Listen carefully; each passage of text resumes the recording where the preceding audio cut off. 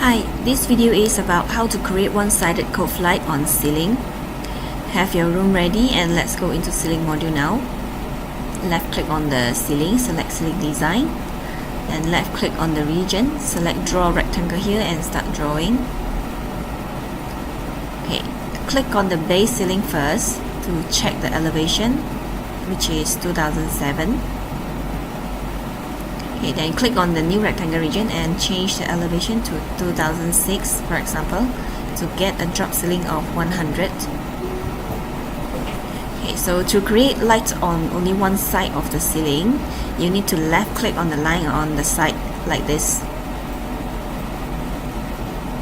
Okay, then tick the generate light option here.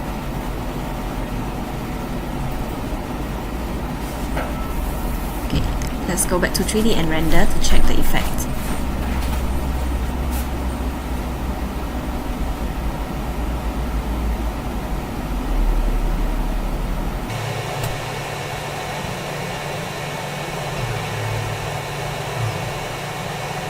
Okay, that's all for now. Thank you.